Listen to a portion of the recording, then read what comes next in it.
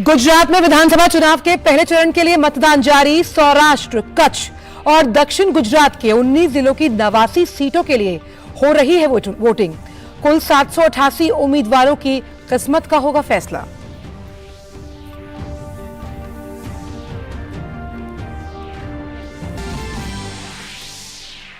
गुजरात में विधानसभा चुनाव के दूसरे चरण के लिए प्रचार चरम पर। वरिष्ठ भाजपा नेता और प्रधानमंत्री नरेंद्र मोदी की आज राज्य में चुनावी रैलियां।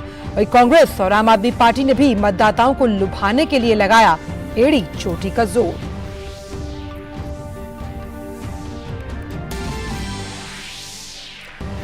एमसीडी चुनाव प्रचार में सभी पार्टियों ने झोंकी पूरी ताकत। भारतीय जनता पार्टी, कांग्रेस और आम आदमी पार्टी के स्टार प्रचारक जनसभाओं के साथ कर रहे हैं door to door campaigning.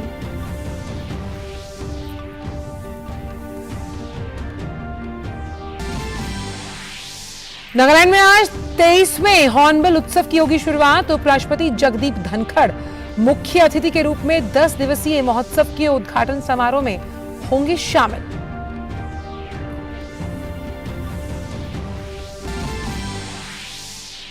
Bharat आज औपचारिक रूप से संभालेगा G20 की अध्यक्षता।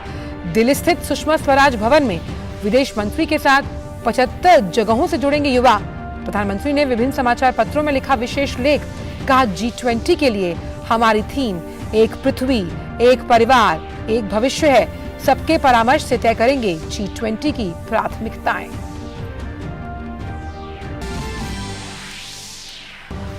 आरबीआई आज खुदरा डिजिटल रुपए को पायलट प्रोजेक्ट के रूप में करेगा लॉन्च। मुंबई, नई दिल्ली, बेंगलुरु और भुवनेश्वर में होगी शुरुआत। डिजिटल रुपए के लिए 8 बैंकों का किया गया चयन।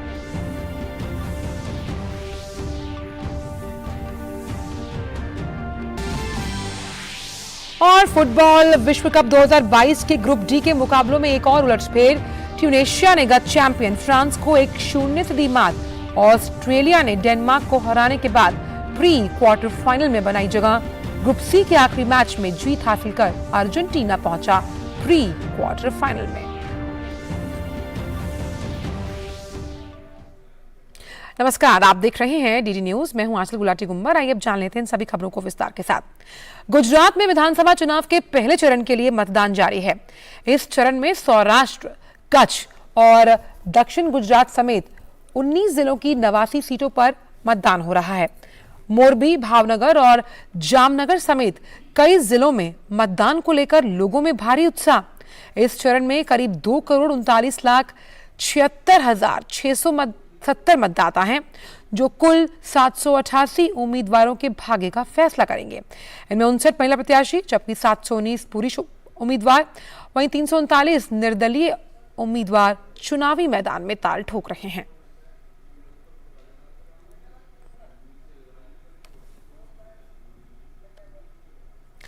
प्रधानमंत्री नरेंद्र मोदी ने गुजरात में पहले चरण के मतदान के लिए मतदाताओं से बढ़ चढ़कर मतदान में हिस्सा लेने की अपील की। प्रधानमंत्री ने ट्वीट करते हुए कहा कि आज गुजरात चुनाव का पहला चरण है। मैं आज मतदान करने वाले सभी लोगों, विशेष रूप से पहली बार मतदान करने वाले मतदाताओं से रिकॉर्ड संख्या में अपने मत अधिकार का प्रयोग करने का आह्वान करता हूं।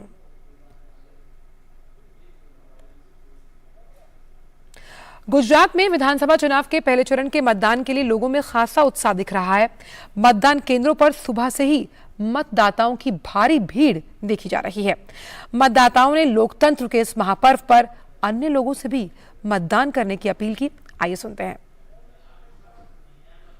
हमने जो मतदान किया है 2022 विधानसभा का, वो अच्छी तरह से मेरा मतदान किया है। कोई पण सरकार बनना चाहिए। जैसे हम लोग सुबह उठ के जैसे देश का सरकार बनाने के लिए जब सुबह उठ के आ गए, तो मैं भी यही चाहता हूँ कि जिसको भी हम चूज करते हैं वो भी अपना काम सुबह जल्दी उठ के चालू कर दे। जितना जल्दी उठ के अपन जितना देश को आगे सुबह उठ के बढ़ाएंगे, उतना जल्दी होगा कि अपना देश जल्दी जल्दी आगे बढ़ेगा।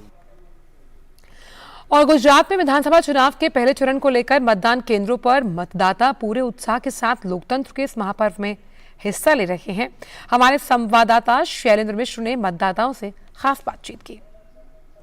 हम मौजूद हैं सुरेंद्र नगर में और लोकतंत्र के इस महापर्व पर हम देख रहे हैं कि सुबह से ही लोग अपनी जिम्मेदारी को समझ रहे हैं। हमारे साथ यहाँ पर सुरेंद्रनगर में जो मतदाता हैं, अलग अलग आयु वर्ग के, महिलाएं हैं, बुजुर्ग मतदाता हैं, युवा मतदाता हैं, उनसे बात करेंगे। मैं तो सिर्फ इतना कहना चाहूँगा कि आने वाली जो भी सरकार है सभी पूरी जनता के लिए बस अच्छे कार्य करे और अच्छे अच्छे उनके योजनाएं हैं, जो कुछ भी है वो अच्छी तरह से करे। आपने तो बहुत सारे बार मत डाला होगा, इस बार भी डाला, सहूलियत हुई, बढ़िया, कोई दिक्कत? हमने चुनाव में भी काम किया है, मेरे टीचर थे और किया ही है, तो तब तो अच्छा नहीं रहता, वो लगती है न डालनी पड़ती है, न ऐसे लगाओ न वो व्यवस्था। अभी तो व्यवस्था बहुत अच्छी है, कोई दिक्कत नहीं है, कोई दिक्कत नहीं है। आप भी बताइए कि बहुत वर्षों से आपका जब जब चुनाव आया होगा, आपने अपने मतदान के अधिकार का प्रयोग किया होगा, आप कितना बदलाव देखते हैं? हाँ, वो बदलाव वो अच्छा हो रहा है और व्यवस्था भी है, वो सरकार चल रही है, वो अच्छी तरह चल रही है जो सरकार है। आप मौजूदा सरकार से खुश हैं? हाँ, मौजूदा सरकार के खुश है। दादा, बुजुर्ग मतदाता जो होते हैं उनके दिमाग में क्या चल रहा होता है कि सरकारों को क्या करना चाहिए? क्योंकि आप तो एक अच्छा जीवन बढ़िया देख चुके हैं, बदलावों को देखा होगा, क्या हुआ गुजरात में, क्या नहीं हुआ देखा होगा, क्या दिमाग में चलता है? अनुशासन अच्छा ही रहा है और शिक्षा, डेवलपमेंट, जो कोई हेल्थ सुविधाएं अच्छी हो रही। बस मतदान करना हमारा हक है और मतदान हर बार करेंगे और सरकार अच्छा काम कर रही है और करे। इस तरह से हम देख रहे हैं जो मतदान केंद्रों तक आ रहे हैं, उनसे राय जान रहे हैं, कोई दिक्कत हुई कि नहीं हुई, कितनी सहूलियत हुई, और अपने इस अनुभव को साझा कर रहे हैं सुरेंद्रनगर में। तो हम मतदान के दिन, आज लोकतंत्र के इस महापर्व के दिन देख रहे हैं कि हर आयु वर्ग के मतदाता मतदान केंद्रों तक पहुंच रहे हैं, अपनी जिम्मेदारी को समझ रहे हैं और बहुत प्रसन्न है कि बहुत शानदार इंतजाम किया गया है प्रशासन और चुनाव आयोग की तरफ से। कोई दिक्कत नहीं हो रही है मतदान की प्रक्रिया संपन्न करने में। कैमरामैन संजय जना के साथ शैलेंद्र मिश्र, डीडी न्यूज, सुरेंद्रनगर। और मुख्य चुनाव आयुक्त राजीव कुमार ने गुजरात में पहली बार मतदाता बने युवाओं से अपील की कि वो पहली बार मिले मत अधिकार के अवसर का भरपूर लाभ उठाएं। 4,77,000 first-time voters would exercise their franchise in these elections. And of these, over 3.3 lakh young voters have been added because of the recent electoral reforms using 4 qualifying dates including 1st October 2022. मैं सभी युवा मतदाताओं से मतदान करने की पुरजोर appeal करता हूँ। वोट के लिए बटन भी उसी तरह से दबाएं, उतने ही शौक से दबाएं, उतनी प्रसन्नता से दबाएं, उतने ही इन्वॉल्व होकर दबाएं जैसे कि दोस्तों से बात करते समय, फ़ोन पर, सोशल मीडिया पे बात करते समय वो फ़ोन पर बटन दबाते हैं। और जिस तरह से हमने आपको सुबह से बताया कि तमाम हमारे रिपोर्टर्स ग्राउंड जीरो पर मौजूद हैं, सुरेंद्रनगर से मौजूद हैं शैलेंद्र मिश्र और सूरत से मौजूद हैं हमारे संवाददाता नीरज सिंह। सबसे पहले मैं आपके पास आना चाहूँगी नीरज, अगर हम देखें तो 8 बजे से अब तक 11 बज चुके हैं, 2 घंटों में किस तरह का उत्साह वहाँ पर देख पा रहे हैं? वोटिंग परसेंटेज क्या रहा अभी सूरत का सूरत हाल? देखिए, बिल्कुल उत्साह कैसा है, ये मेरे पीछे जो तस्वीरें हैं वो आपको बता रही हैं। अगर आप यहाँ देखें कि कितनी बड़ी संख्या में जो लोग हैं वो यहाँ आंचल मौजूद हैं और ये जो सिलसिला है वो सुबह 8 बजे से ही आंचल शुरू हुआ था और लगातार ये सिलसिला बढ़ता हुआ जा रहा है। बड़ी संख्या में जो मतदाता हैं वो निकलकर मतदान केंद्रों पर पहुंच रहे हैं और महिलाओं की खासी संख्या आंचल देखने को मिल रही है। पिछली बार भी हमने जिक्र किया था कि राज्य की जो आधी आबादी है वो लोकतंत्र के इस पर्व में बढ़ चढ़कर हिस्सा लेती है और आज भी आप देखें कि पुरुषों की जहां लाइन आपको दिखाई दे रही होगी उसके बगल में एक बड़ी संख्या महिला जो वोटर हैं उनकी दिखाई दे रही है। ये बता रही है कि जो महिला वोटर हैं वो किस तरीके से लोकतंत्र के इस पर्व में अपनी भागीदारी सुनिश्चित कर रहे हैं। और मेरे साथ कुछ महिला और यंग वोटर भी हैं जो अभी अभी अपना जो वोट है वो डाल के आए। आपने वोट डाल दिया? ये आप देखें तो ये निशान वोट डालने का। और एज ए यूथ जब आप वोट करने के लिए जाते हो तो क्या जहन में आप लोगों के चल रहा होता है? क्या सोच रहे हो कि किस तरह का प्रत्याशी हो, राज्य के लिए क्या करे, जिले के लिए क्या करे? जो लोग अच्छा करते हैं काम उसको चाहिए वोट, उसको देना ही चाहिए वोट। लाइक भाजपा है तो वो अभी पूरे देश को फ्री वैक्सीनेशन दिया उन्होंने, तो सो ही डिजर्व इट कि उनको देना ही चाहिए। और मतलब आपको क्या लग रहा है कि सूरत में और कौन कौन से काम आपके जहन में रहते हैं कि जब आप वोट डालने के लिए जाते हैं कि भाई हमारा जो उम्मीदवार है जिसको हम चुनें वो इन कामों पर ज़्यादा फोकस करें? लाइक वो पहले तो रास्ते बहुत सब लोग यहाँ पे खोद देते हैं, फिर करने के लिए नहीं आते, पर आते हैं पर बहुत देर हो जाती है इसलिए। फिर और तो सब ठीक है। सब ठीक है। आप भी वोट डाल के आई हैं अपना? वीरती हैं। आप ये बताइए कि अभी पिछले 4-5 सालों में सूरत आपको कैसा देखने को लगता है? एकदम क्लीन सूरत है। कैसा उम्मीदवार चाहते हैं? आपके जहन में क्या रहता है कि किस तरह का उम्मीदवार हो जो काम करे? कुछ नहीं, प्राउड ऑफ मोदी। चलिए, यहाँ पर तमाम आपने जो देखा कि ये फर्स्ट टाइम वोटर्स हैं और उत्साह हम देख पा रहे हैं और बता रहे हैं अपने। बिल्कुल, फर्स्ट टाइम वोटर्स का उत्साह यही है कि जिस तरह से काम किया गया है उस तरह से काम आगे भी किया जाना चाहिए।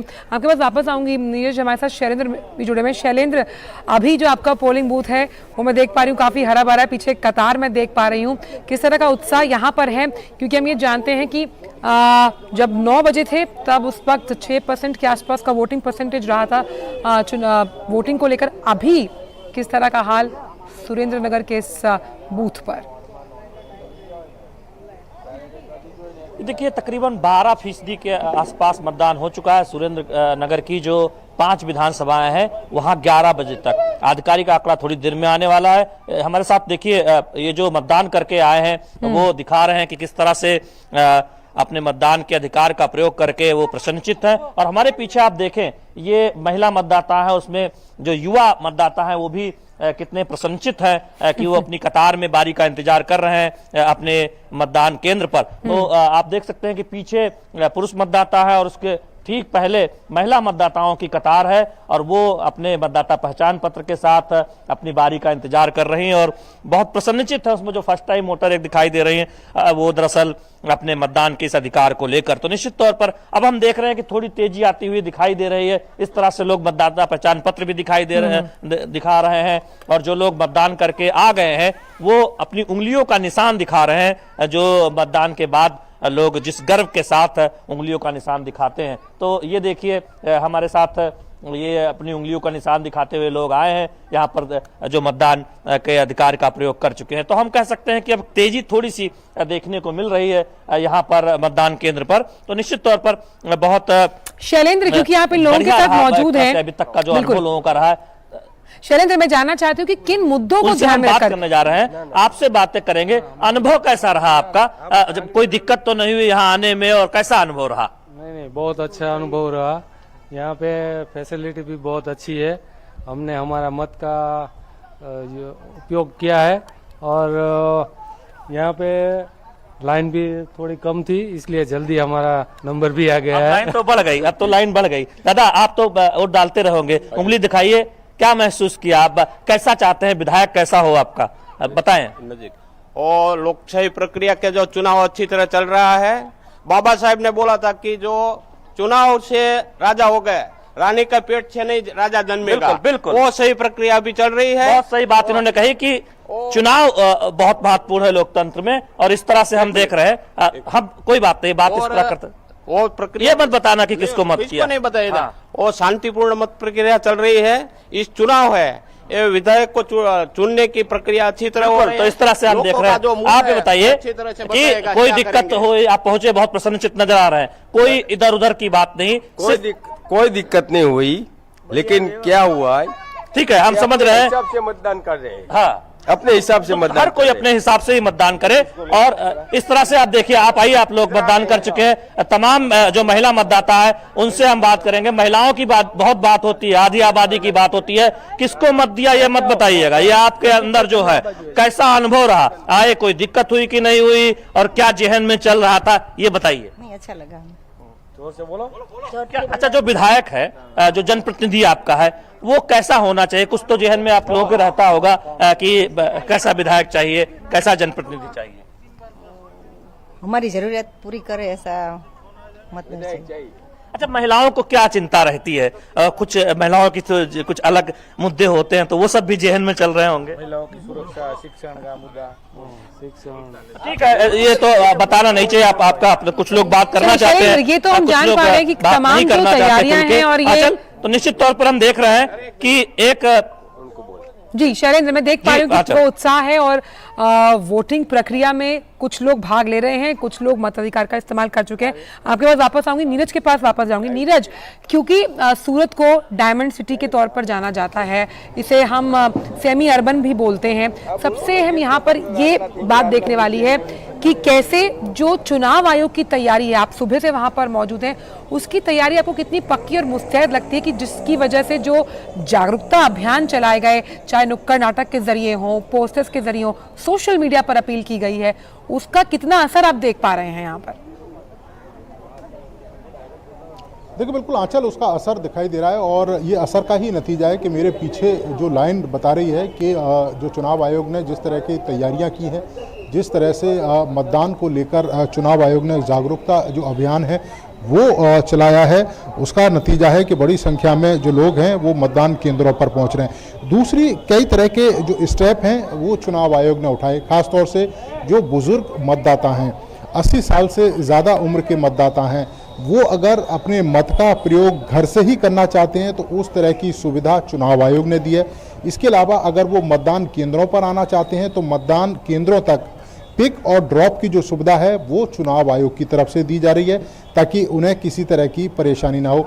इसके अलावा जहां पर भी मतदान चल रहा है वहां पर जो बेसिक सुविधाएं हैं उसका तो ध्यान रखा ही गया है और ये भी देखा गया है जो दिव्यांग जो मतदाता हैं उन्हें किसी तरह की परेशानी ना हो। इसके अलावा जो बुजुर्ग जो लोग हैं उनको बैठने में या खड़े होने में किसी तरह की परेशानियों का सामना ना करना पड़े। गुजरात में अभी भी जो सर्दी है उतनी दस्तक सर्दी ने नहीं दी है और बड़ी संख्या में जो लोग हैं वो हाफ शर्ट में आपको दिखाई दे रहे हैं। तो गर्मी में परेशानी ना हो उसका इंतजाम किया गया है, टेंट की व्यवस्था की गई है, पंखे की व्यवस्था की गई है, पीने के पानी की व्यवस्था की गई है। जो वाहन हैं, जो आम लोग हैं जो अपने मत का प्रयोग करना चाहते हैं वो मतदान केंद्रों तक अपने वाहन को ला सकते हैं, क्योंकि पहले आपने देखा होगा कि काफ़ी दूर ही जो वाहन है उनको छोड़ना पड़ता था, लेकिन वो अब यहाँ पर मतदान केंद्रों पर अपने वाहन को लाकर मत का जो प्रयोग है वो कर सकते हैं। और हमारे कैमरामैन दिखाएंगे कि ये तमाम जो लोग हैं अपनी जो टू व्हीलर है उससे यहाँ पर पहुंचे हैं अपने मत का प्रयोग करने के लिए। और जी जी जी हाँ सर, कि ये बताएं कि ये पिंक बूथ है और पिंक बूथ का मतलब क्या है? हम चाहते हैं कि आप दर्शकों को समझाएं कि ये पिंक बूथ केवल जो महिला कर्मी है उनकी द्वारा संचालित किया जाता है। देखिए बिल्कुल आप इसे पिंक बूथ कर रही हैं और यहाँ पर गुजरात में इसे सखी बूथ का जो नाम है वो दिया गया है। आप अगर देखें तो गुजराती भाषा में लिख रहा है सखी मतदान केंद्र और यहाँ पर जो भी जो महिलाएं हैं वो इस पूरे बूथ को संचालन कर रही हैं। यहाँ अगर आप देखें जहाँ पर सबसे पहले जो टेबल आपको दिखाई दे रही है यहाँ पर भी जो महिला कर्मचारी हैं वो यहाँ मौजूद हैं। इसके अलावा जो बड़ी संख्या में जो महिलाओं की लाइन लग रही है, उसके बाद जब अपने मत का प्रयोग करने के लिए जो भी पुरुष या महिला अंदर जाती हैं तो वहाँ पर महिला ही ऑफिसर है, महिला ही उनके हाथों पर जो स्याही है, जो नीली रंग की स्याही लगाई जाती है उसका जो प्रयोग है वो महिला कर रही है। तो यानी कि सभी महिलाएं इस बूथ के अंदर कार्य करते हैं और ये कहीं ना कहीं महिला सशक्तिकरण को भी दर्शाता है और ये बताता है कि इस लोकतंत्र में जो महिलाएं हैं वो भी बढ़ चढ़कर हिस्सा ले रही हैं। और गुजरात में कई तरह के जो मतदान को लेकर जो प्रयोग हैं वो चुनाव आयोग ने किए हैं। जैसे ये सखी मतदान केंद्र है, कहीं आदिवासी मतदान केंद्र बनाया गया है, कहीं कहीं आपने देखा होगा कि इन्वायरमेंट जो फ्रेंडली है उस तरह का जो मतदान है वो बनाया गया है। सौराष्ट्र में आपने देखा होगा कि जो किसान है वो अपने पशुओं को भी मतदान केंद्रों पर ला सकते हैं, उस तरह का मतदान केंद्र बनाया गया है। तो चुनाव आयोग ने तमाम तरह की कोशिशें की हैं जो मत का जो प्रतिशत है वो ज़्यादा से ज़्यादा बढ़ सके और ये चुनाव आयोग की जो कोशिश है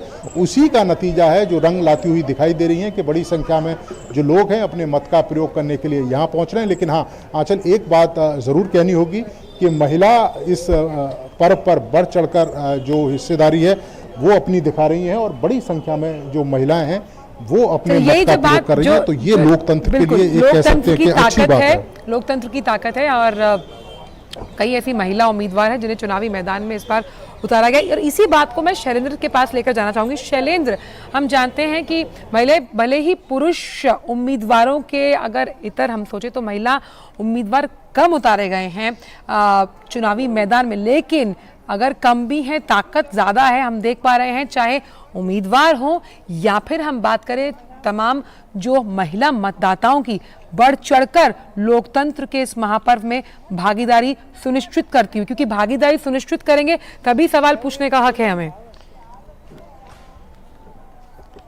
देखिए, राजनीतिक दलों के नेताओं को, राजनीतिक दलों को दरअसल ये बार बार एक तरह से देखें संकेत मिलता है कि ज्यादा से ज्यादा महिला उम्मीदवारों को उतारना चाहिए। कुछ उसमें बढ़ोतरी भी हुई है, हालांकि उसमें अभी बहुत प्रगति बाकी है। संगठन में तो बहुत नेताओं ने जगह दी है, लेकिन चुनावी राजनीति में चुनाव लड़ाने में शायद कई बार वो पीछे हट जाते हैं। इस बार थोड़ी महिला ज्यादा उम्मीदवार जरूर मैदान में है। देखिए, कई जो अलग अलग आयु के जो मतदाता हैं, अलग अलग वर्ग के, वो हमारे साथ हैं, मतदान कर चुके हैं। आपने पहली बार मतदान किया है कि दूसरी बार मतदान किया? पहली बार किया है। पहली बार मतदान किया, तो कैसा महसूस हुआ मतदान करके? कि अब आप भी जिम्मेदार नागरिक बन गए? हाँ, और मैं भी सबको कहना चाहूंगी, सब भी वोट दें अपने भविष्य के लिए। हाँ, अपने भविष्य के लिए अपना एक भी वोट मिस मत कीजिए। और अपनी दिखाइए। तो ये देखिए, क्या नाम है आपका? फाल्गुनी। तो ये फाल्गुनी है जो मत करके आई है और स्याही दिखा रही है। तो इस तरह से हम देख रहे हैं कि मतदाताओं में उत्साह है। आपने भी मत डाला या फिर अभी जा रही हैं आप मत देने? तो इस तरह से हम देख रहे हैं कि आप देखें, आप महिला मतदाताओं की बात कर रही थी, ये छात्रा है और पहली बार इन्होंने मतदान किया है, तो ये हमसे अपने अनुभव को साझा कर रही थी। तो अब आपको लगा होगा कि आप ज्यादा जिम्मेदार नागरिक बन गई हैं, क्योंकि आप मत के जरिए अपना प्रतिनिधि चुन रही हैं। जी हाँ। ऐसा लगा? हाँ हाँ, ये मेरा फर्स्ट बार था, तो जिम्मेदारी बढ़ गई। यही रहती है, पढ़ती है या फिर बाहर से आई मत करने यहाँ पर? नहीं, मैं इधर ही रहती हूँ। तो इस तरह से हम देखें कि जो फर्स्ट टाइम वोटर्स है, जिनकी बात हमारे सहयोगी नीरज खूब कर रहे हैं कि एक बड़ी संख्या में पहली बार जो मतदाता बने हैं गुजरात में इस बार, उनमें हम ज्यादा उत्साह देख रहे हैं। और निश्चित तौर पर जो आधी आबादी है वो बड़ी संख्या में फिलहाल कतारों में हम देख रहे हैं, घरों से निकल रही है अपने मतदान के अधिकार का प्रयोग करने। बिल्कुल। तो गुजरात चुनाव की पहली परीक्षा की महा कवरेज सुबह से हम आपको दिखा रहे हैं। हमारे दोनों संवाददाताओं ने जो दोनों पोलिंग बूथ से सुरेंद्रनगर, साथ ही साथ सूरत का पोलिंग बूथ, वहां से आपको चुनावी जायजा दिया। बहुत बहुत शुक्रिया आपका शैलेंद्र और नीरज, आपका इन तमाम चुनावी अपडेट्स को हम तक पहुंचाने के लिए। आगे भी आपसे लगातार शाम तक बात होती रहेगी, किस तरह से जो ये पहले दौर का मतदान है वो किस तरफ वोट परसेंटेज के लिहाज से इशारा करता हुआ। बहुत बहुत शुक्रिया आप दोनों का। और क्योंकि ये बात की हमने पहले चरण को लेकर, जहां अब वोटिंग अभी जारी है, लेकिन अगर बात करें गुजरात में विधानसभा चुनाव के दूसरे चरण को लेकर, तो चुनाव प्रचार उसको लेकर भी जोरों पर है। सभी जो राजनीतिक दल और पार्टियां हैं वो चुनावी ताल ठोकती हुई इस दूसरे चरण की अगर हम बात करें, वहीं भारतीय जनता पार्टी के वरिष्ठ नेता और प्रधानमंत्री नरेंद्र मोदी आज कालौल, छोटा उदयपुर, जो कि एक हॉट सीट बन चुकी है, और हिम्मतनगर में 3 रैलियों को संबोधित करेंगे। पीएम मोदी 2 दिसंबर को भी कई चुनावी जनसभाएं करेंगे।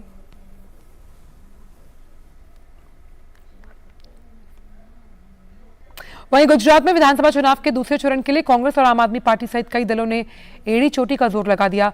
कांग्रेस के अध्यक्ष मल्लिकार्जुन खड़गे आज कई जनसभाओं को संबोधित करेंगे। कांग्रेस के प्रदेश अध्यक्ष जगदीश ठाकुर और अन्य नेता भी अपने उम्मीदवारों के पक्ष में प्रचार करेंगे। दूसरी तरफ आम आदमी पार्टी के राष्ट्रीय संयोजक अरविंद केजरीवाल, पंजाब के मुख्यमंत्री भगवंत मान और आप सांसद हरभजन सिंह अहमदाबाद में रोड शो करेंगे।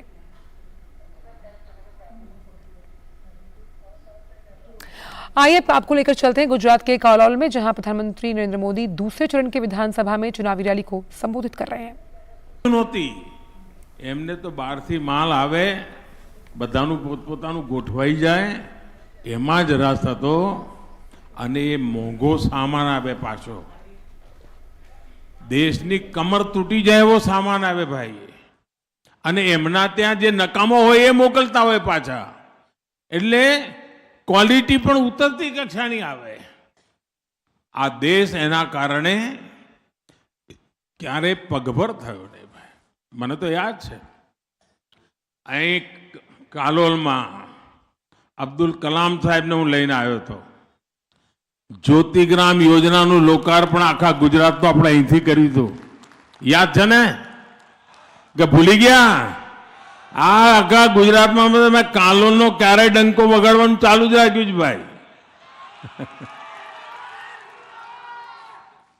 ભારતીય જનતા પાર્ટીએ આ સ્થિતિ બદલવા માટે એક પછી એક નીતિ, એક પછી એક નિર્ણયો, અમારી રીત રસમ આ બધું બદલ્યું, કારણ અમારી નિયતમાં ખોટ નહોતી ભાઈઓ.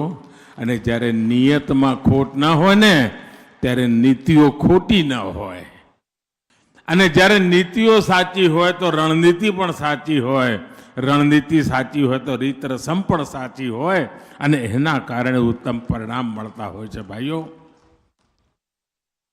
આ નીતિઓના કારણે ભારતમાં ઉદ્યોગો લગાવવાનું સહેલું થયું, ભારતમાં વ્યાપાર કરવાનું સહેલું થયું. આજે ભારત અને ખાસ કરીને ગુજરાત અને આપણો આખા વડોદરા પંથક આ મેન્યુફેક્ચરિંગનું મોટું હબ બની રહ્યું છે ભાઈઓ. આપ વિચાર કરો, આજે ગરીબના હાથમાં પણ મોબાઈલ જોવા મળે છે કે નહીં ભાઈ? શાકભાજી વેચવા વાળાના મોબાઈલ હોય કે ના હોય? પાથાણા બજાર લઈને બેઠો એને મોબાઈલ હોય છે કે નથી હોતો? ગામડામાં મોબાઈલ હોય કે ના હોય? મા પાસે મોબાઈલ હોય, દીકરા પાસે મોબાઈલ હોય કે ના હોય? આ બધું કેમ શક્ય બન્યું ભાઈ? પહેલા તો એક ટેલિફોનની લાઈન લેવી હોય ને તો એમપી ના ઘેર આટા મારવા પડતા, એમપી ભાઈ લખાવવું પડે ત્યારે એક ટેલિફોનની લાઈન મળે.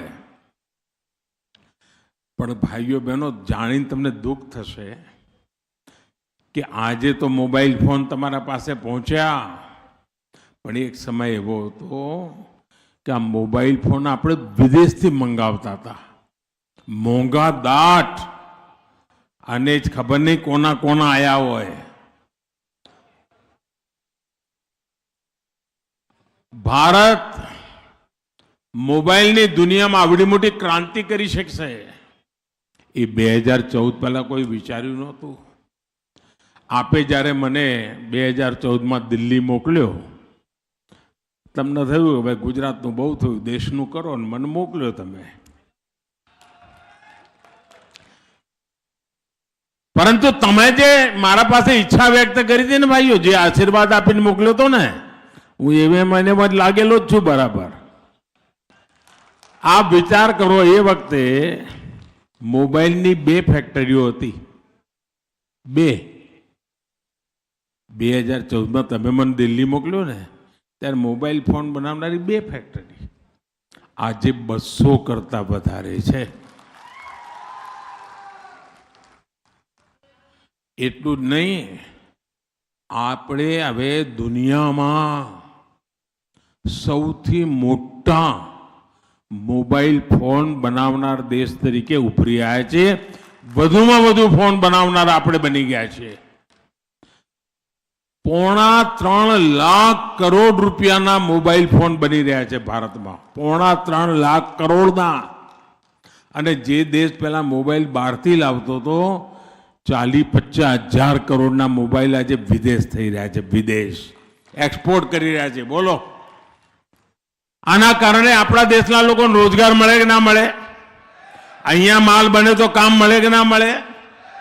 આપણી નીતિઓ એવી હતી, બહારથી માલ લઈને કટકી કંપની બંધ, ભારતની અંદર બને, ભારતના લોકો દ્વારા બને, ભારતમાંથી દુનિયામાં વેચાય, એના માટે આપણે કામ ઉપાડ્યું. ભાઈઓ બહેનો, હું તો કાલોલ હાલોલની તરફ નજર કરું તો મને ઘણી વાર એમ વિચાર આવે, આપણા દેશમાં એમ કહે છે કે ભારતની રાજધાની દિલ્હી છે, પણ એમ કે આર્થિક રાજધાની મુંબઈ છે. એમ હું પંચમહાલ જિલ્લાનો વિચાર કરું તો મને એમાં વિચાર આવે કે પંચમહાલ જિલ્લાનું મથક ગોધરામાં, પણ એની આર્થિક કેન્દ્ર કાલોલ હાલોલમાં. આખી આર્થિક કેન્દ્રની ગતિવિધિ, સાહેબ તમે વિચાર કરો, મેન્યુફેક્ચરિંગનું આવડું મોટું હબ બની જાય, અર્થવ્યવસ્થાને વધારવા માટે હાલોલ કાલોલ એક પ્રકારે મોટા શક્તિશાળી સેન્ટર બની જાય. ભાઈઓ બહેનો, આજે પંચમહાલ જિલ્લામાં 30,000 કરોડ રૂપિયાનો ઇન્ડસ્ટ્રીયલ પ્રોડક્શન થાય છે. બોલો, આ વર્ષે લગભગ 9,000 કરોડ રૂપિયાનો માલ પંચમહાલ જિલ્લામાં બનેલો દુનિયામાં દેશોમાં ગયો, મેડ ઇન પંચમહાલ. પહેલા લોકોને તાજમહાલની ખબર હતી, હવે ખબર પડી પંચમહાલ. આ તમારા પુરુષાર્થના કારણે. આ તમારી તપસ્યાના કારણે હજારો લોકોને રોજગાર મળ્યા ભાઈઓ. કાલોલ સમેત બધા શહેરોનું એક મોટું હું જોઈ રહ્યો છું. અને ભાઈઓ તમને ખબર છે, હું તો વર્ષોથી તમારી વચ્ચે રહ્યો છું, એટલે ધરતીની તાકાત શું છે મને ખબર પડી જાય ને, અને મારી તાકાત શું છે તમને પડી જાય. આવનારા દિવસોમાં હાલોલ કાલોલનો રોલ ખૂબ મોટો બનવાનો છે, તમે લખી રાખજો ભાઈઓ. અને મારા શબ્દો લખી રાખજો. આ ડબલ એન્જિનની સરકાર છે ને, વડોદરા, હાલોલ, કાલોલ, ગોધરા, દાહોદ, આ 5 શહેર હાઈટેક એન્જિનિયરિંગ મેન્યુફેક્ચરિંગનો મોટો કોરિડોર બની જવાના છે. હાલોલ, કાલોલ અને ગોધરામાં મોટી સંખ્યામાં મેન્યુફેક્ચરિંગના લઘુ ઉદ્યોગો MSMEs એનું મોટું માળખું ઊભું થયું છે. દાહોદમાં હિન્દુસ્તાનના સૌથી શક્તિશાળી રેલવે એન્જિન બનાવવાનું કારખાનું તેજ ગતિથી કામ કરીને આગળ વધી રહ્યું છે. આપણા રેલવે સાવલીમાં કેનેડાની કંપની બોમ્બાર્ડિયર રેલવેની આધુનિકમાં આધુનિક બોગી બનાવે છે, રેલ કાર બનાવે છે અને વિદેશોમાં જાય છે. વડોદરામાં હવાઈ જહાજ બનવાના છે ભાઈઓ. આ વિમાન ઉડે છે ને એનો અર્થ એ તો કે આ પટ્ટા ઉપર સાયકલ હોય, મોટરસાયકલ હોય, રેલવેની બોગી હોય, રેલવેનું એન્જિન હોય, હવાઈ જહાજ હોય, આ બધું વડોદરાથી દાહોદની આખી પટ્ટી ઉપર. બોલો તમારે તો 5 આંગળીઓ ઘીમાં ખરી કે નહીં? 5 આંગળીઓ ઘીમાં ખરી કે નહીં? તો પછી એક આંગળીથી કમળને બટન દબાવવું પડે કે ના દબાવવું પડે? આ જય જયકારનો લાભ લેવો જોઈએ ના લેવો જોઈએ भाइयों? तो कलोल गुजरात से सीधी चुनावी जनसभा से हम आपको जोड़ रहे थे, जहां प्रधानमंत्री चुनावी जनसभा को संबोधित कर रहे थे और उन्होंने कहा कि किस तरह से जो विकास के कार्य हैं उन्होंने गुजरात मॉडल को विश्व में बहुत अहम स्थान दिया है. और आइए अब आपको सीधे लिए चलते हैं G20 की अध्यक्षता के कार्यक्रम में, जहां प्रधानमंत्री के प्रधान सचिव PK मिश्रा कार्यक्रम को संबोधित कर रहे हैं. Agreed. The main focus of life is to go beyond what we are talking about in the realm of environment and in the realm of climate change. The idea is how the lifestyle, the behavior can change, which can contribute to addressing the problems and challenges of climate change. These are challenging times, but there are opportunities as well. India has taken lead in the global sphere to spearhead the transition towards cleaner sources of energy. Our global initiatives such as One Sun, One World, One Grid and International Solar Alliance have complemented our domestic commitment for achieving 50% of installed electricity capacity through non-fossil fuels. We also have initiated the CDRI, the Coalition for Disaster-Resistant Infrastructure, which is a very great milestone in our efforts to make all the infrastructure disaster-resistant. And a number of countries have joined. If a country such as ours shows the way, then the world will have to follow. The Unified Payment Interface, known as UPI, which all of you must have heard, pioneered by India, is another example of how Indian solutions have the potential to come to the aid of the world. In 2021, the UPI transaction value has been more than 800 billion, indicating the growth rate of 97% for 2000 compared to the earlier year. Similarly, 40% of the world's real-time payment transactions took place through UPI. Similarly, 460 million new bank accounts were opened on the basis of digital identity. This UPI is possibly one of the most important milestone in the world globally, and it might change the face of digital payment not only in India but in other countries, and in the G20 this can be showcased to the world, particularly the developing world and even the developed world. Our evolving experience with bridging the domestic digital divide can provide valid lessons to the international community to bridge the global digital divide. Because when we talk about digitization, when we talk about all the improvement, and which we have seen during the COVID years, there were lot of efforts to digitize, to interact virtually, to teach through virtual means and so on. But one thing also we found that those who had less access to digitization or internet were disadvantaged. So how to bridge this digital divide is a challenge for us for the coming years. As Mr. Amitabh Kant mentioned, the vibrant startup ecosystem in the country is evidence that sky is the limit as far as the youth are concerned.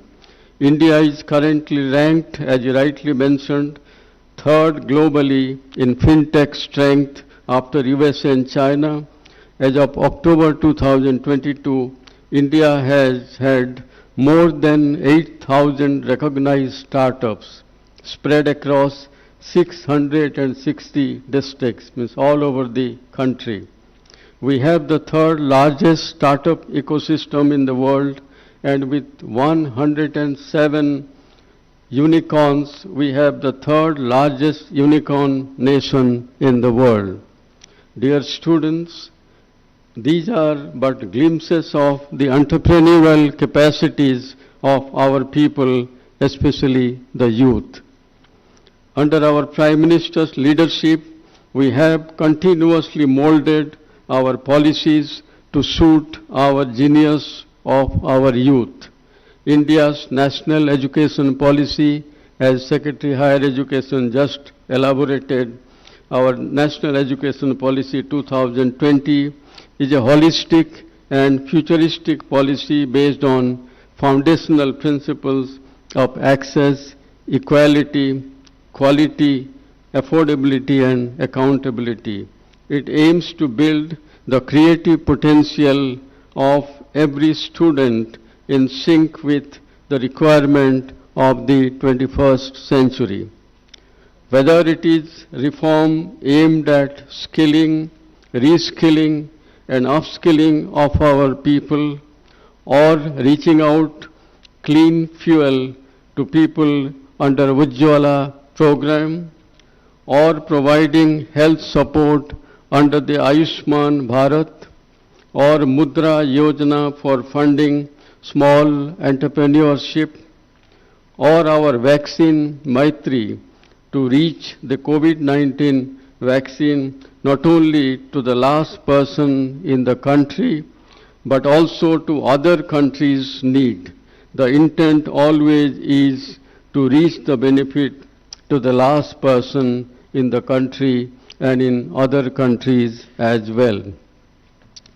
The real asset of our nation is its people.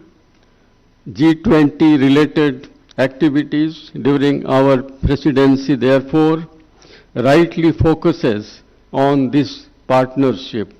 Holding the meetings at 56 different locations in the country will ensure that the pan-India nature of event is truly showcased. Every state government, every union territory, and every citizen is a stakeholder in the process of India's presidency. For facilitating active participation, a number of interesting activities such as Model G20, G20 branding in festivals, selfie contest with monuments in different parts of the country, especially lighted with G20 logo, poetry and quiz competition are being organized by the G20 Secretariat. You should participate in the activities of your choice and make it truly a people's G20, making full use of this rare opportunity. G20 presidency is an opportunity to present the diversity that India to the outside world. Universities can train students about local history and important landmarks, art forms, and other cultural traditions of their area. Such students can then be a part of organizing meetings and in guiding foreign delegates. G20 Secretariat and the Department of Higher Education can consider identifying partner universities for different locations. I am sure the 75 universities which have been already identified, some of them could play a role in these activities. Apart from places of historical, economic, and cultural importance, there could be immersive experiences like nature walks, village visits, visits to weekly and local markets. You can further leverage your creativity to create informational videos in English and other G20 languages as well. The website can upload photos of the visits and testimonials by G20 delegates. Universities can select bright students and train them in being reporters of sessions. Those universities having foreign language departments may be particularly useful for providing translation-related activities. Such a pool of translators and reporters may be provided further training by the G20 Secretariat and used during various meeting sessions. This will also become a human resource pool for such future global events that we may host in the future. The G20 meetings will be a unique opportunity to learn from the different countries' experiences. Short discussions, lectures, and workshops with speakers from G20 countries and local experts can be considered. Topics may be related to the theme of the meeting proposed in that location. For example, a location where meetings on digital economy is being planned can organize sessions on importance of digital economy for India and for the world in the next 25 years. Cultural shows may be organized by students during these programs. An online monthly journal containing research articles on G20 themes may be brought out by the UGC with focus on how India can play a leading role in these areas in the coming years.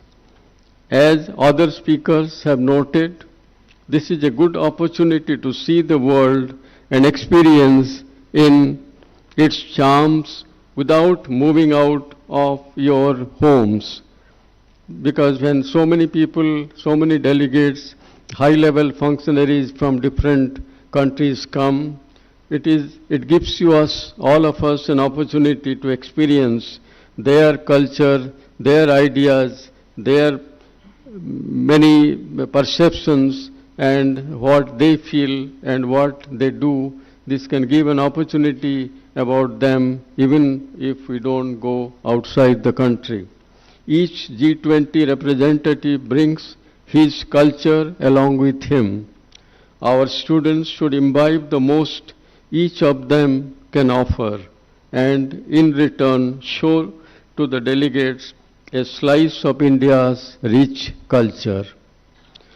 Being the torch bearers of our rich heritage and culture, you are indeed India's cultural ambassadors.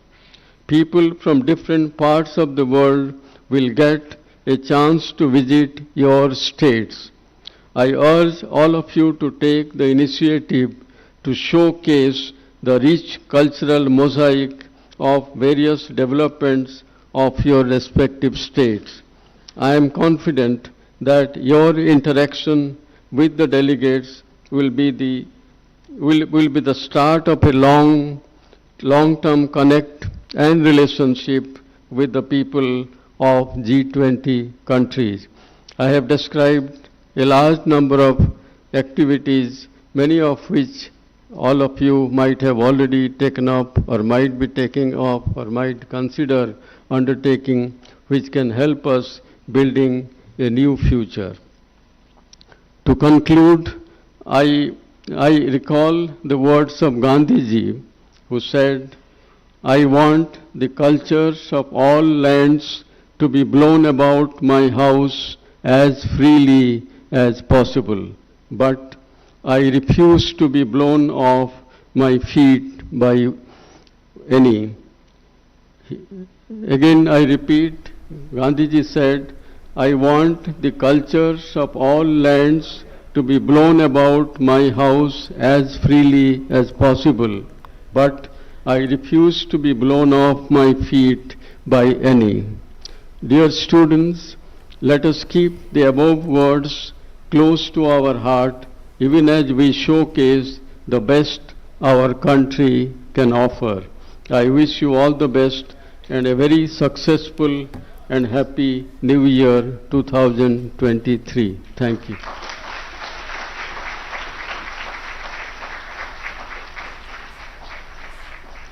Thank you very much, Dr. Mishra. The G20 Secretariat will keep seeking your guidance. तो आज भारत के लिए बड़ा दिन है क्योंकि आज Bharat G20 की जो अध्यक्षता है उसे औपचारिक तौर पर ग्रहण कर रहा है और यहाँ पर आप सुन रहे थे इस कार्यक्रम में प्रधानमंत्री के जो प्रधान सचिव हैं पीके मिश्रा, वो औपचारिक तौर पर यहाँ संबोधन दे रहे थे। काफ़ी अहम बातें उन्होंने कही। उन्होंने कहा कि जिस तरह से भारत अब यूनिकॉर्न का देश बन गया है और आने वाले समय में इसी तरह से भारत आगे बढ़ेगा। साफ तौर पर उन्होंने कहा कि कैसे जब हम यूपीआई को भारत के लिहाज से दुनिया भर में एक पहचान के रूप में अंकित करें, मतलब भारत की पहचान यूपीआई को लेकर हर जगह अंकित हो रही है। स्टार्टअप्स को लेकर उन्होंने जिक्र किया। उन्होंने कहा कि यूनिकॉर्न के लिहाज से भारत लगातार प्रगति करता हुआ लगातार आगे बढ़ रहा है। उज्ज्वला और आयुष्मान योजना का उन्होंने जिक्र किया कि किस तरह से भारत की इस योजना का लाभ तमाम उन लोगों को मिला और डीबीटी के जरिए उनके खातों तक उनके पैसे पहुंचे, यानी लीकेज को खत्म किया गया है। और जो एक वसुदैव कुटुंबकम को लेकर एक विचार है भारत का, उसी को साझा करता हुआ अन्य देशों से। आज भारत के हाथों जो COP21 की बात की जाए, इसकी अध्यक्षता भी भारत के हाथों में है, तो भारत एक फैसिलिटेटर, एक सोल्यूशन प्रोवाइडर के रूप में सबके सामने है। आज से भारत G20 की अध्यक्षता को ग्रहण कर रहा है और ये भी उन्होंने कहा कि कितनी अहम उपलब्धि के साथ साथ एक बहुत अहम जिम्मेदारी भी है भारत के कंधों पर। तो जैसा कि हमने आपको बताया कि भारत आज G20 की अध्यक्षता को औपचारिक रूप से ग्रहण करेगा। वहीं G20 की अध्यक्षता भारत के लिए बहुत बड़ा अवसर है, जिससे देश को विश्व का जो मंच है उस पर प्रतिष्ठा मिलेगी, यानी वैश्विक मंचों पर उसका डंका बोलेगा। इस संबंध में करीब 32 विभिन्न क्षेत्रों से जुड़े विषयों पर देश के अलग अलग भागों से लगभग 200 बैठकों का आयोजन किया जाएगा। संस्कृति, सांस्कृतिक विरासत, विविधता और 75 वर्षों की उपलब्धियों और प्रगति की प्रस्तुति पेश की जाएगी। भारत अपनी अध्यक्षता में अगले साल G20 के नेताओं के शिखर सम्मेलन की मेजबानी करेगा। भारत के विधिवत अध्यक्षता ग्रहण करने के अवसर पर देश भर में 100 ऐतिहासिक इमारतों पर G20 के प्रतीक चिन्ह के साथ रोशनी की जाएगी और कई कार्यक्रमों का आयोजन होगा। गौरतलब है कि बाली में G20 शिखर सम्मेलन के दौरान प्रधानमंत्री ने कहा था कि भारत की अध्यक्षता समावेशी, महत्वाकांक्षी, निर्णायक और कार्योन्मुखी होगी।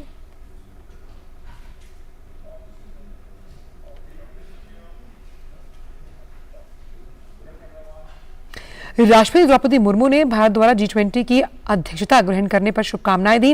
राष्ट्रपति ने ट्वीट करते हुए कहा कि भारत ने आज G20 की अध्यक्षता ग्रहण की। इस अवसर पर मैं वसुदेव कुटुंबकम थीम के तहत एक सफल अध्यक्षता के लिए देश को अपनी शुभकामनाएं देती हूं। अतिथि देवो भव की सम्मानित परंपरा में मैं भारत को सभी प्रतिनिधियों का जो स्वागत है उसके लिए स्वागत करती हूं।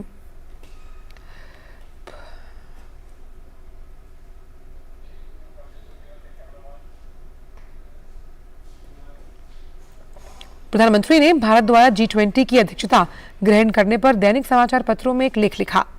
पीएम मोदी ने अपने लेख में कहा कि G20 की पिछली 17 अध्यक्षताओं के दौरान आर्थिक स्थिरता सुनिश्चित करने, अंतर्राष्ट्रीय कराधान को तर्कसंगत बनाने, विभिन्न देशों के सर से कर्ज के बोझ को कम करने समेत कई महत्वपूर्ण परिणाम सामने आए। हम इन उपलब्धियों से लाभान्वित होंगे, यहाँ से आगे बढ़ेंगे। अब जबकि भारत ने इस महत्वपूर्ण पद को ग्रहण किया है, मैं खुद से पूछता हूँ, क्या G20 अभी और आगे बढ़ सकता है? क्या हम मानवता के कल्याण के लिए मानसिकता में बदलाव लाने की पहल कर सकते हैं? मेरा विश्वास है कि हाँ, हम ऐसा कर सकते हैं। पूरे इतिहास के दौरान मानवता का जो स्वरूप होना चाहिए उसमें एक प्रकार की कमी दिखी। हम सीमित संसाधनों के लिए लड़े क्योंकि हमारा अस्तित्व दूसरों को उन संसाधनों से वंचित कर देने पर निर्भर था। दुर्भाग्य से हम आज भी उसी मानसिकता में अटके हुए हैं। हम इसे तब देखते हैं जब विभिन्न देश, क्षेत्र या संसाधनों के लिए आपस में लड़ते हैं। हम इसे तब देखते हैं जब आवश्यक वस्तुओं की आपूर्ति को हथियार बनाया जाता है, जब कुछ लोगों द्वारा टीकों की जमाखोरी की जाती है, भले ही अरबों लोग बीमारियों से असुरक्षित हों। कुछ लोग ये तर्क दे सकते हैं कि टकराव और लालच मानवीय स्वभाव है। मैं इससे असहमत हूं। अगर मनुष्य स्वाभाविक रूप से स्वार्थी है तो हम सभी में मूलभूत एकात्मकता की भी हिमायत करने वाले आध्यात्मिक परंपराओं के स्थायी आकर्षण को कैसे समझा जाए? आज हमें अस्तित्व की लड़ाई लड़ने की जरूरत नहीं। इस युग को युद्ध का युग होने की जरूरत नहीं। आज हम जलवायु परिवर्तन, आतंकवाद, महामारी जैसे जिन चुनौतियों का सामना कर रहे हैं उनका समाधान मिलकर काम करके हल निकाला जा सकता है। सौभाग्य से आज की जो तकनीक है वो हमें मानवता के व्यापक पैमानों पर समस्याओं का समाधान करने की साधन को प्रदान करती है। आज हम जिस विशाल वर्चुअल दुनिया में रहते हैं उससे हमें डिजिटल प्रौद्योगिकियों की व्यापकता का भी पता चलता है। भारत इस सकल विश्व का सूक्ष्म जगत है जहाँ विश्व की आबादी का छठा हिस्सा रहता है और जहाँ भाषाओं, धर्मों, रीति रिवाजों और विश्वासों की विशाल विविधता है। सामूहिक निर्णय लेने की सबसे पुरानी ज्ञात परंपराओं वाली सभ्यता होने के नाते भारत दुनिया में लोकतंत्र के मूलभूत डीएनए में योगदान देता है। लोकतंत्र की जननी के रूप में भारत की राष्ट्रीय सहमति किसी आदेश से नहीं, करोड़ों स्वतंत्र आवाजों को एक सुरीले स्वर में मिलाकर बनाई गई है। आज भारत सबसे तेजी से बढ़ती हुई अर्थव्यवस्था है। प्रतिभाशाली युवाओं की रचनात्मक प्रतिभा का पोषण करते हुए हमारा नागरिक केंद्रित शासन मॉडल हाशिए पर खड़े लोगों का भी ख्याल रखता है। हमें राष्ट्रीय विकास को ऊपर से नीचे की ओर के शासन की कवायद नहीं बल्कि नागरिक नेतृत्व वाला जन आंदोलन बनाने की कोशिश की। ऐसी डिजिटल जन उपयोगिताएं निर्मित करने के लिए टेक्नोलॉजी का लाभ उठाया जो खुली, समावेशी और अंतर संचालनीय है। इनमें सामाजिक सुरक्षा, वित्तीय समावेशन, इलेक्ट्रॉनिक भुगतान जैसे विविध क्षेत्र में क्रांतिकारी प्रगति हुई। इन सभी कारणों से भारत के अनुभव संभावित वैश्विक समाधानों के लिए अंतर्दृष्टि प्रदान कर सकते हैं। G20 अध्यक्षता के दौरान हम भारत के अनुभव, ज्ञान और प्रारूप को दूसरों के लिए, विशेष रूप से विकासशील देशों के लिए एक संभावित टेम्पलेट के रूप में प्रस्तुत करेंगे। हमारी G20 प्राथमिकताओं को न केवल हमारे G20 भागीदारों बल्कि दुनिया के दक्षिणी हिस्से में हमारे साथ चलने वाले देशों जिनकी बातें अक्सर अनसुनी कर दी जाती हैं उसके परामर्श से निर्धारित किया जाएगा। हमारी प्राथमिकताएं हमारी एक पृथ्वी को संरक्षित करने, हमारे एक परिवार में सद्भाव पैदा करने, हमारे एक भविष्य को आशान्वित करने पर केंद्रित होंगी। हम खाद्य, उर्वरक और चिकित्सा उत्पादों की वैश्विक आपूर्ति को गैर राजनीतिक बनाने की कोशिश करेंगे ताकि भू राजनीतिक तनाव मानवीय संकट का कारण न बने। हम बड़े पैमाने पर विनाश के हथियारों से पैदा होने वाले जोखिमों को कम करने और वैश्विक सुरक्षा बढ़ाने पर शक्तिशाली देशों के बीच एक ईमानदार बातचीत को प्रोत्साहन प्रदान करेंगे। भारत G20 एजेंडा समावेशी, महत्वाकांक्षी, कार्रवाई उन्मुख और निर्णायक होगा। इसके साथ ही G20 के लिए हमारी थीम एक पृथ्वी, एक परिवार, एक भविष्य है। ये सिर्फ एक नारा नहीं है, ये मानवीय परिस्थितियों में उन बदलावों को ध्यान में रखता है जिनकी सराहना करने में हम विफल रहे।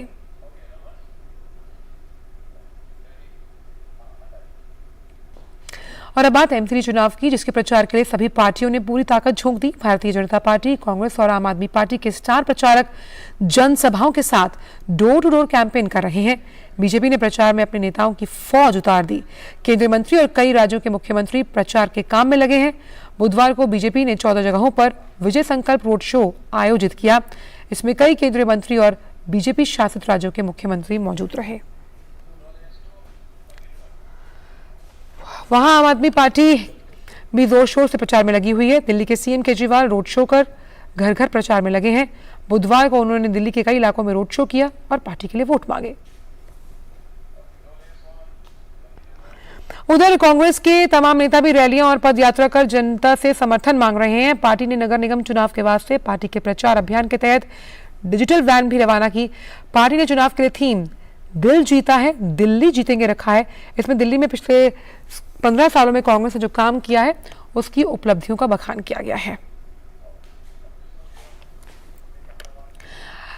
खबर नागालैंड से, जहां 23वें हॉर्नबिल उत्सव की शुरुआत होगी। ये उत्सव नगा विरासत ग्राम किसामा में 10 दिसंबर तक आयोजित होगा। उपराष्ट्रपति जगदीप धनखड़ मुख्य अतिथि के रूप में उद्घाटन समारोह में शामिल होंगे। कार्यक्रम में भारत में फ्रांस के राजदूत इमैनुअल लेनिन, दक्षिण एशिया के व्यापार आयुक्त और पश्चिम एशिया के लिए ब्रिटिश उप उच्चायुक्त अलैन गेमेल और भारत के ऑस्ट्रेलिया के उच्चायुक्त बैरी ओ फेरल भी उद्घाटन समारोह में शामिल होंगे।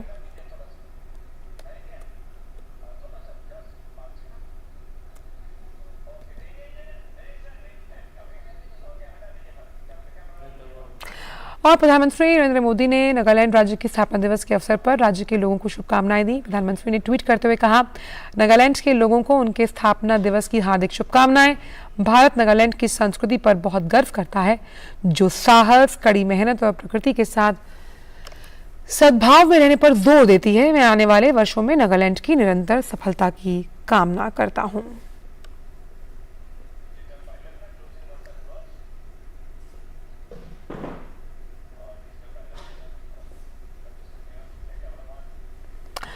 आरबीआई डिजिटल मुद्रा यानी डिजिटल रुपए से लेन देन करने वालों के लिए आज खुशखबरी। आरबीआई डिजिटल रुपए के खुदरा इस्तेमाल से संबंधित पहला पायलट परीक्षण आज से शुरू करने जा रहा है। इसमें सार्वजनिक और निजी क्षेत्र के 4 बैंक शामिल हैं।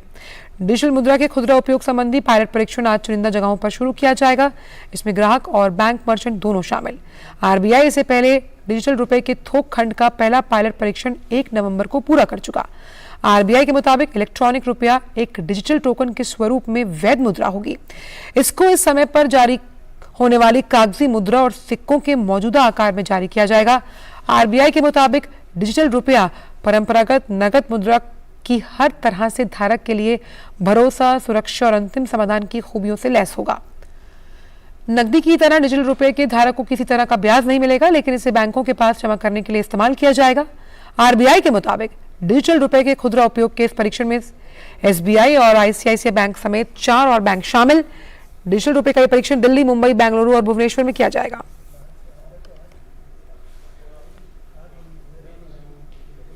समाचारों में इतना ही। दीजिए इजाजत। नमस्कार।